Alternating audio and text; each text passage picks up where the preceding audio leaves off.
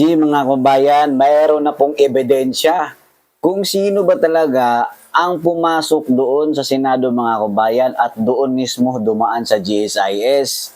Kitang-kita po dito sa video na to na ang NBI mismo ang pumasok doon sa may GSIS para magka-penetrate sila papunta doon sa Senate mga kababayan.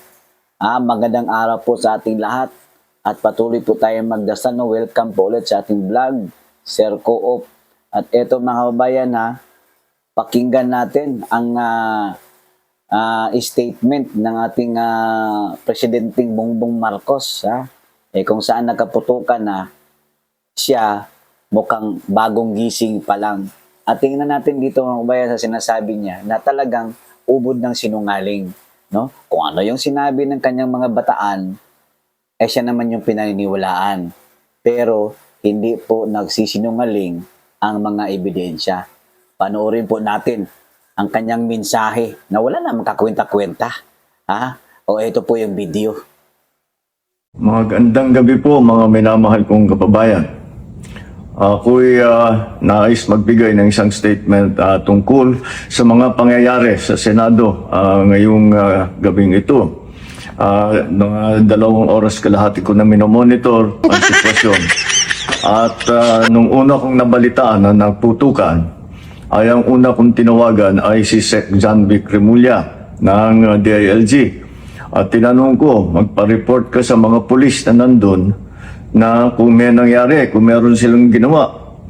At tapos ang sunod na tawag ko naman ay sa NBI. At tinanong ko sa mga NBI at kay Director Matibay, kayo ba ay pumasok sa Senado? Sabi niya, wala kang instruction. Ang sabi sa akin, wala kang instruction, sir.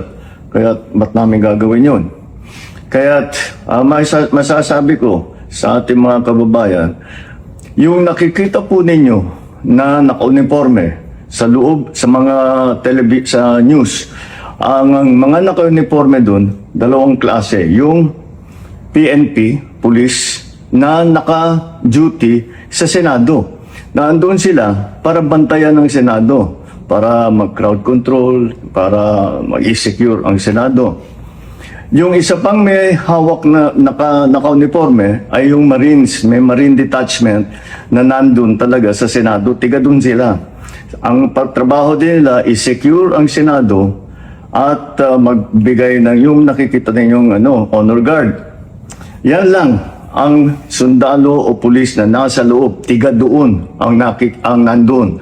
Yung isa pang nakita ninyong grupo na kasibilyan at may hawak na mga mahaba, mga usayon, yun naman sa Sergeant at Arms ng Senado.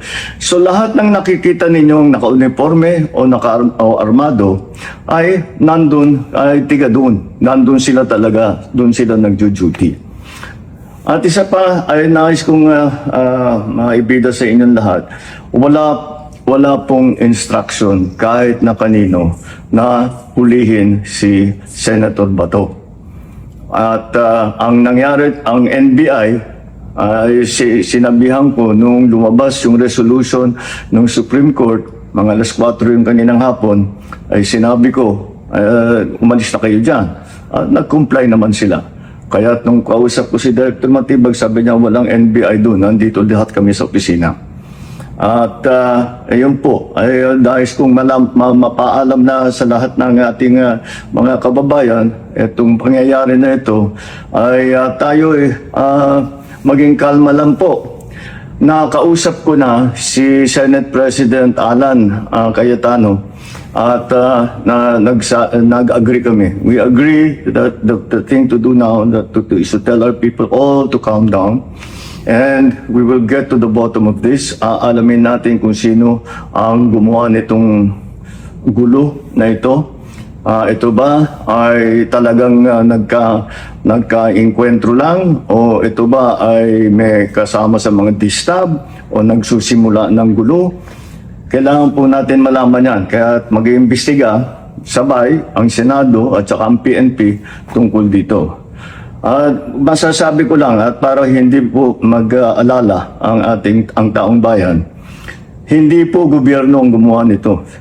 walang pumasok na tigalabas na sundalo, na militar, na NBI sa Senado.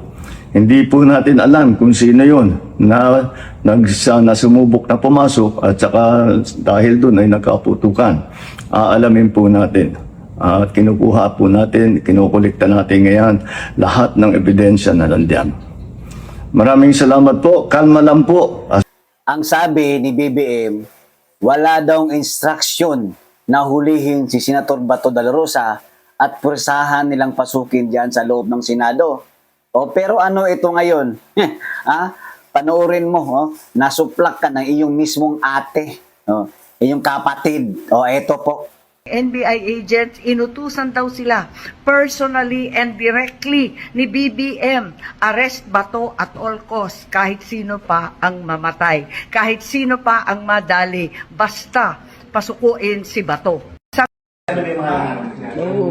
Pinapag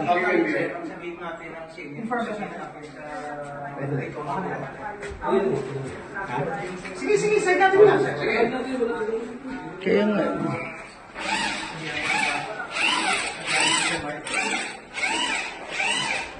Sabihan ko sa Sir Mark.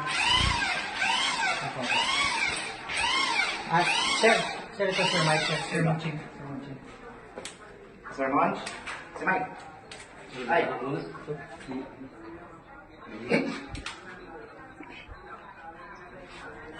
Oo, binanggit na ni Diction, kasama ni Diction team leader ngayon. Magdi-deploy sila lahat. Si Mike rin nakapag-deploy na. Tubulan ko po para mga bida. Hindi pa kasi nandito pa sila sa may Langgam, setting kasi nandito yung parang langgam eh. yung action ngayon. Bida? Pero napakita namin yun.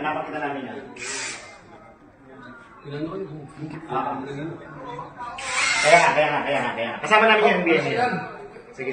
Okay.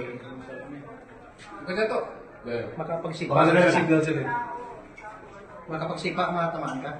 Hindi na nila manan. Bakit man nag-interview? Yan mo na, ibaan mo na isang ibaan na nakaklear mo tayo ng dalawa. Yan ang isa, ibaan mo na. Ibaan mo na, sige na ulit. Sige. Go na. Idrib.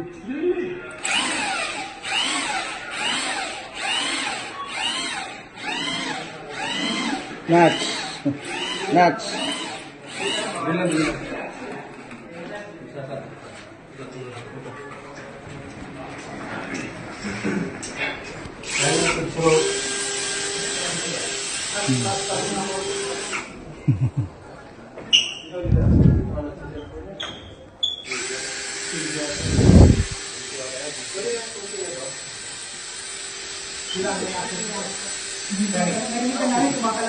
May Bob, sila may access dito, di ba?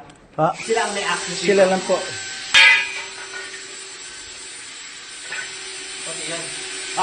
Sir, sinay ka na lang.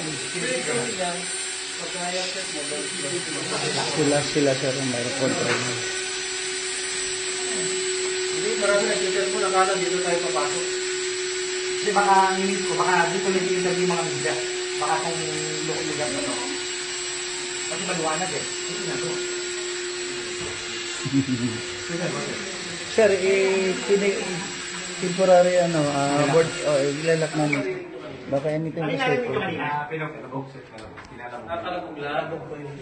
Nagkakagulo pa rin kami rito kasi ang balita may nahuli na isang NBI na CA, confidential agent, na binalikan yung kanyang tactical bag na siyang naiwan dito sa hagdan ng second floor kung saan nagmula yung putukan.